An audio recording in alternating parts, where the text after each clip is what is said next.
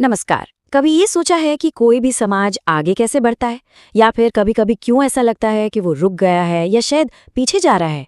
आज हम एक बड़े ही दिलचस्प दार्शनिक विचार को गहराई से समझेंगे, जो हमें बताता है कि एक व्यक्ति और पूरे समाज की तरक्की, ठहराव और पतन के पीछे आखिर कौन सी गहरी ताकतें काम करती हैं। तो सबसे बड़ा सवाल यही है कि समाज को आखिर चलाता क्या है? क्या ये सिर्फ बाहरी चीजें हैं जैसे पॉलिटिक्स, इकोनॉमी, या फिर इसकी असली वजह हम सबके अंदर, हमारी अपने चेतना में ही कहीं छिपी हुई है? चलिए आज इसी सवाल की तह तक चलते हैं।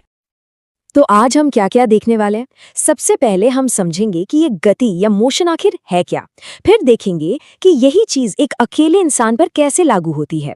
इसके बाद हम विकास और संकोच के दो बहुत ही जरूरी कॉन्सेप्ट्स को समझेंगे, और फिर इन सबको जोड़कर देखेंगे कि एक पूरे समाज की धारा कैसे बनती है, जिसे हम एक हिस्टोरिकल एग्जाम्पल से और भी बेहतर तरीके से जानेंगे। तो चलिए सबसे पहले नींव से शुरू करते हैं। गति का असली मतलब क्या है? क्योंकि अगर हमें समाज की गति को समझना है तो पहले ये जानना होगा कि गति अपने आप में क्या होती है। देखिए, इस फिलॉसफी का एक बहुत ही कोर आइडिया है रिलेटिव मोशन या सापेक्ष चलायमानता। इसको ऐसे समझिए, मान लीजिए आप ट्रेन में बैठे हैं, राइट? तो प्लेटफॉर्म के हिसाब से तो आप चल रहे हैं, लेकिन जो आपके बगल में बैठा है उसके लिए तो आप रुके हुए हैं। मतलब क्या हुआ? मतलब ये कि कोई भी चीज अपने आप में एब्सोल्युटली न तो चल रही है और न ही रुकी हुई है। सब कुछ रिलेटिव है किसी दूसरी चीज के मुकाबले में। तो दो तरह की मोशन की बात होती है। एक है एब्सोल्यूट मोशन, ये बस एक थियोरेटिकल कॉन्सेप्ट है, एक किताबी बात, असल में ऐसा कुछ होता नहीं। और दूसरी है रिलेटिव मोशन, जो हमारी असली दुनिया है, जिसे हम हर पल एक्सपीरियंस करते हैं। और ये जो फर्क है ना, ये आगे बहुत जरूरी होने वाला है, याद रखिएगा। तो इसका मतलब क्या निकलता है? बहुत गहरा मतलब है इसका।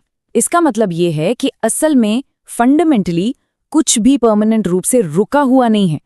आज जो चीज एकदम ठहरी हुई लग रही है ना, कल वो भी चल सकती हैं।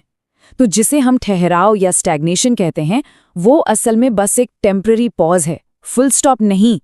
बदलाव की संभावना तो हमेशा ही रहती है। अच्छा, तो मोशन का ये बड़ा सा आइडिया तो हमने समझ लिया। अब चलिए इसको एक सिंगल पर्सन, एक व्यक्ति के जीवन पर अप्लाई करके देखते हैं कि भाई हमारे अंदर ये मोशन का इंजन चलता कैसे है। और यहीं पर आकर ना ये फिलॉसफी थोड़ी साइकोलॉजी जैसी लगने लगती है। और इस पूरी प्रोसेस को समझने के लिए जो सोर्स टेक्स्ट है, वो एक बहुत ही कमाल की एनालॉजी, एक रूपक देता है। क्या है वो? एक पहाड़ पर चढ़ने की यात्रा।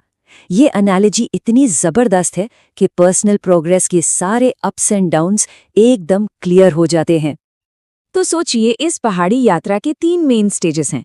पहला, जब हम मेहनत करके ऊपर चढ़ रहे हैं, इसे कहते हैं विकासात्मक गति यानी प्रोग्रेस। दूसरा, जब हम चोटी पर पहुंच गए, एक पल का आराम, ये है विकासात्मक अगति, मतलब डेवलपमेंट का एक ठहराव।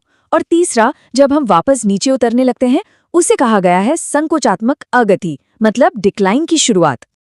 लेकिन सवाल यह है कि इस पूरी यात्रा का डायरेक्शन कौन तय करता है? क्या बाहर की परिस्थितियां? नहीं, ये तय करती हैं हमारी अपनी चेतना, हमारा इनर स्टेट ऑफ कॉन्शियसनेस।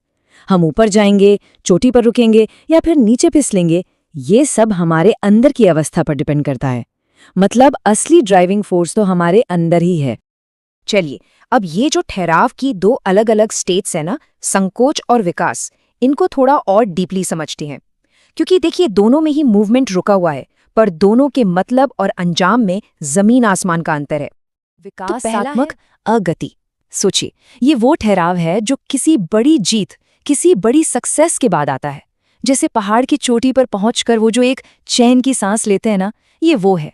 ये एक पॉजिटिव पॉज है, एक वेल डिजर्व्ड प्रे। और दूसरा है संकोचात्मक अगति। ये वो नहीं है, ये तो डिक्लाइन की स्टेट है, पीछे हटने की। ये पहाड़ से नीचे फिसलने जैसा है, जहां आप अपनी मेहनत से कमाई हुई ऊंचाई को गवा रहे हैं। जाहिर है, ये एक नेगेटिव स्टेट है। बिल्कुल साफ हो गया होगा। विकासात्मक अगति मतलब चोटी पर एक पॉज, जहां से एक और नई चढ़ाई शुरू हो सकती है। प्रोग्रेस की मेमोरी अभी भी ताज़ा है। लेकिन संकोचात्मक अगति, उसमें तो इंसान नीचे गिर रहा होता है, अपनी ग्राउंड लूज कर रहा होता है, और कई बार तो ऊपर चढ़ने का रास्ता तक भूल जाता है। तो अभी तक हमने बात की एक इंडिविजुअल की, पर समाज तो करोड़ों इंडिविजुअल से बनता है ना? तो जब ये सब एक साथ आते हैं तब क्या होता है? चलिए अब इस लेंस को जूम आउट करते हैं फ्रॉम वन टू मेनी और देखते हैं कि ये थ्योरी समाज के लेवल पर कैसे काम करती है। बहुत ही सिंपल लेकिन पावरफुल बात कहता है। समाज क्या है? कुछ नहीं, बस उसमें रहने वाले लोगों का टोटल सम, बस। तो जाहिर है समाज की गति, उसका डायरेक्शन, ये भी उसके लोगों की कलेक्टिव कॉन्शियसनेस से डिसाइड होगा। सीधे शब्दों में कहें तो जैसे लोग वैसा समाज। इसको एक नदी की तरह सोचकर देखिए। हर इंसान अपनी एनर्जी के साथ एक छोटी सी धारा की तरह है। कोई तेज बह रहा है, कोई रुका हुआ है, और जब ये करोड़ों धाराएं मिलती हैं तो एक विशाल नदी बनती है, एक सामाजिक गति धारा, अ सोशल करंट। अब ये नदी या तो विकास के सागर की तरफ बहेगी या फिर पतन की खाई में गिरेगी, और यही बहाव उस सोसाइटी का कैरेक्टर डिसाइड करता है। और देखिए, जैसे एक इंसान अपनी कामयाबी की चोटी पर पहुंचकर स्टैग्नेट हो सकता है ना, वैसे ही पूरे के पूरा समाज, पूरी की पूरी सिविलाइजेशंस भी ठहर सकती हैं। जब किसी समाज का पूरा स्ट्रक्चर ही रुक जाता है तो उसे फिर से आगे बढ़ने के लिए एक नए इम्पल्स की, एक नई चिंगारी, एक नए आइडिया की जरूरत पड़ती है, क्योंकि स्टैग्नेशन का मतलब इवेंचुअली अंत ही होता है। अच्छा, ये सब थ्योरी सुनने में तो बहुत अच्छी लगती हैं, पर क्या ये असलियत में काम करती है? चलिए इन सारे आइडियाज को एक रियल हिस्टोरिकल केस स्टडी पर अप्लाई करके देखते हैं। एक ऐसा एग्जाम्पल जिसकी चर्चा सोर्स टेक्स्ट में भी की गई है। ये टेक्स्ट विश्लेषण करता है दो बहुत पावरफुल सिविलाइजेशंस के इंटरैक्शन का।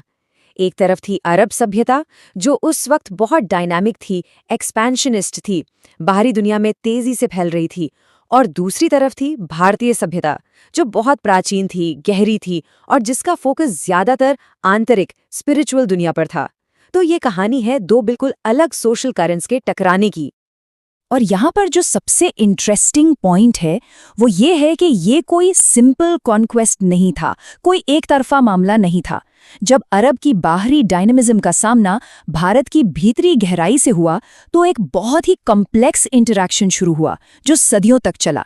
ये सिर्फ एक मिलिट्री क्लैश नहीं था, ये आइडियाज का, फिलॉसफीज का, जीने के तरीकों का क्लैश था। तो फिर इसका रिजल्ट क्या हुआ? एक लंबा टकराव, और फिर एक सिंथेसिस, एक मिलाप। कोई भी सिविलाइजेशन दूसरी को पूरी तरह अब्सॉर्ब नहीं कर पाई, और इस टकराव से हुआ ये कि भारत ने एक बिल्कुल यूनिक सोशल एवोल्यूशन ने जन्म लिया।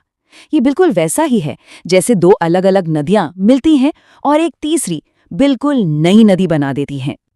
और ये पूरी डिस्कशन हमें आज के एक बहुत बड़े सवाल पर लाकर खड़ा कर देती है। अगर आज हम अपने समाज को देखें तो उसमें कौन सी फोर्सेस ज़्यादा डोमिनेंट हैं, विकास की या संकोच की?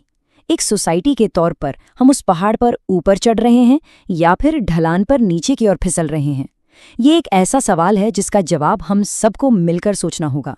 इस वैचारिक सफर में साथ देने के लिए बहुत बहुत शुक्रिया।